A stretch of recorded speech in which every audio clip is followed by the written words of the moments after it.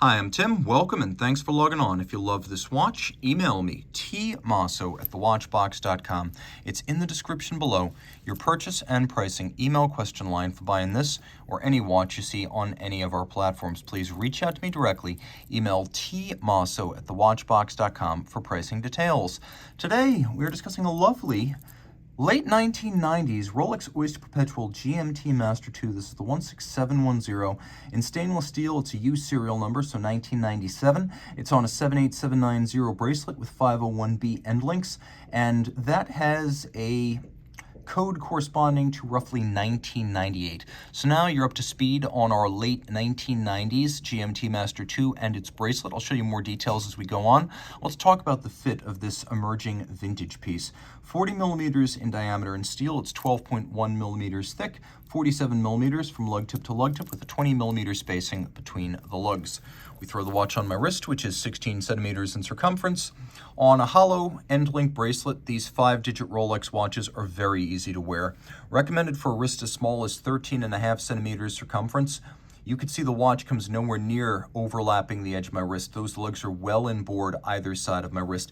Even from over the top, which tends to exaggerate the size of a watch and make it look broader than it is, you can see those lugs are inboard the edge of my wrist. And being only 12.1 millimeters thick, even with a little bit of outcropping overhang to the bezel, it will slide underneath dress cuffs. The bracelet is in good shape.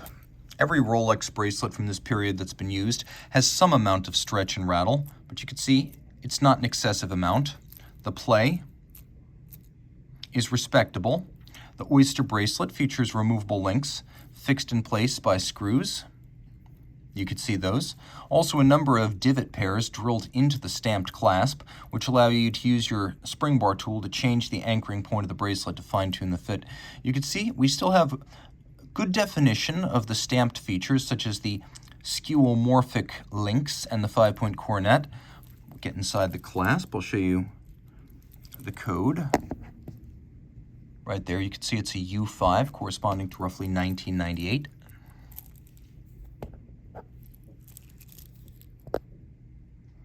(501B) 78790. Now the watch has been refinished in its time.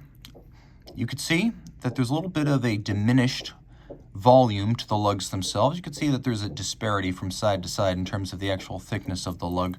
This watch is what I would describe as a strong daily driver. Condition is good. The watch is very presentable. It's a watch you don't have to worry about too much. It's in excellent condition overall, but it's not such a museum piece that you feel like it'll become something fundamentally different the first time you put a nick in it or a scratch, which inevitably will happen with any watch you wear. So if you like the 5-digit era of Rolex, you love the Coke bezel, you love the practicality of the GMT-Master II, this is a great way to get into that without being too concerned about wearing the watch.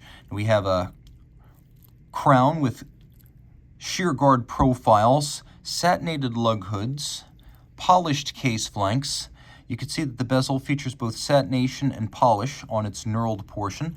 We have an aluminum insert. This is the red and the black that first debuted back in 1983 with the original GMT-Master II.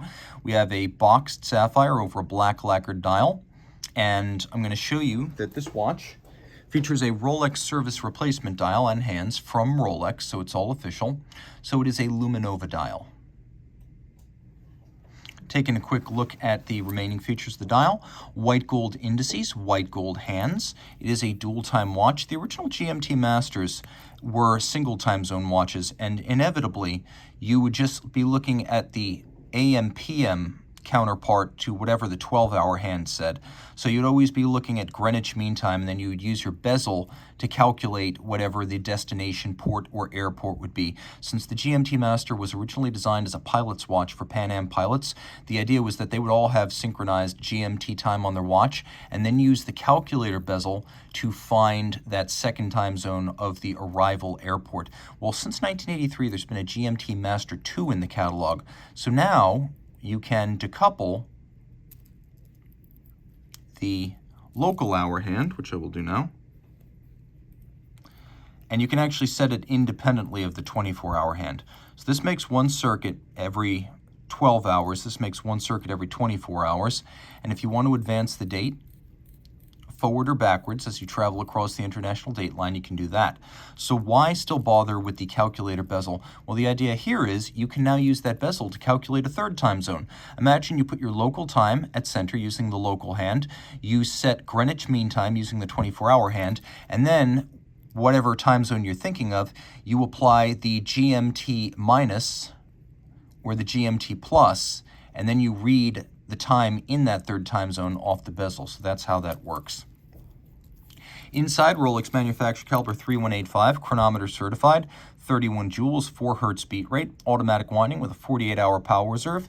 It's got the 12 and 24-hour independent time zones. It also has a hacking seconds function. It's got a full balance bridge and a free sprung balance for shock tolerance, an overcoil hairspring, so it will keep consistent time in any position. That's the advantage of an overcoil. And of course, the watch is 100 meters water resistant. Reach out to Team Mosso at thewatchbox.com for purchase and pricing details.